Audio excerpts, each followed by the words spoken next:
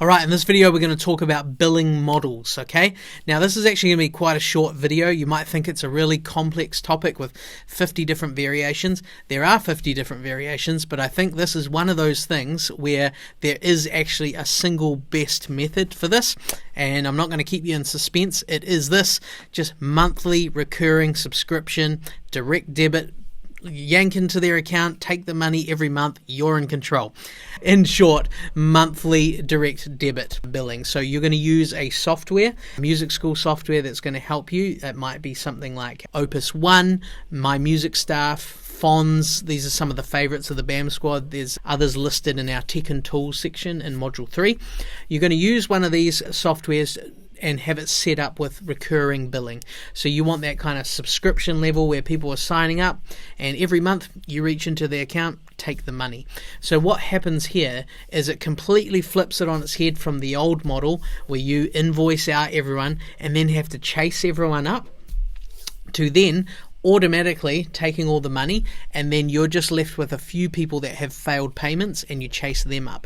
And so those people are going to be such a smaller number than the people that are going to straggle and pay late if you manually bill everyone. So it's a complete shift. Most people and this time of business are already moving to this model. It's already done. Most people in the BAM squad as well. And so if you haven't got there yet, you need to move to it. You need to transition. There'll be some people that don't like change. They don't think that you're serious enough as a business to give you credit, for them to give you their credit card details. Doesn't matter. You can't let those people hold you back. You have to pick a date, say, hey, on this date, we're moving to this system. Here's what it entails. And I suggest you just be really hard-nosed, say, I'm sorry, there's no other way. Every way that we do it otherwise costs us a huge amount in admin. So if you want to stick with that amount and that method, well, we're going to charge you a horrendous amount to manually process yours a different way. But over here, this is the price. So just from someone that's been through the old crappy way and moved to the monthly billing, it's such a breeze. So that is the way that you should do your billing. And down below we'll have some other examples on what the cons are of them so that you can see why you want to get away from those methods. Your life is going to be so much easier and the amount of administration hours is just going to drop when you have this in place. So please, please, please sort out monthly annual billing.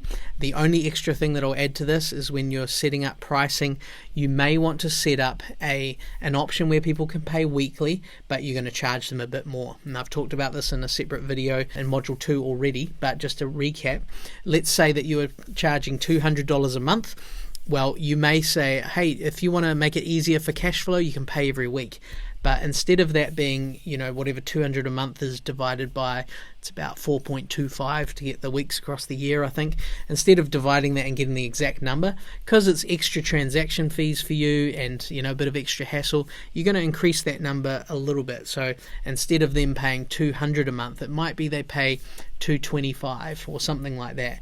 And then you might go the same with a quarterly option. So that family that's happy to pay a large chunk every quarter, but it's still automatically debited, you may say, well, these guys can actually pay $185 a month and they give a chunk, or maybe $190. And then you can go as far as saying annual if you want to. Hey, you want to pay annually the whole year up front? Hardly anyone will take you up on that offer, but there will be a chunk that do, and it's great for cash flow. You may take a 15-20% discount. So you figure out the maths so that the people that take the smaller amount are paying more, and the people that are paying annually are paying a bit less, and it sort of balances out.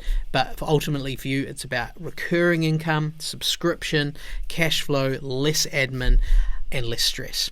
So any questions on this, jump into the BAM Squad group or comment down below. We want to help you with this, get it in place. It pretty much comes down to picking the right software, setting up your offer, communicating it well with people, and just approaching it like, oh, this is the way we've always done it. And so you may have to make a transition, and it might be a little bit tricky for some people that don't like change, but trust me, go through it. Get advice, get a pep talk from the BAM squad if you need it, if you're struggling with it or you've had someone be cranky with you. Don't let anyone like that hold you back from your vision of having a much more streamlined music school with much easier billing systems. I've said enough. Check out all the notes down below. Have a good read.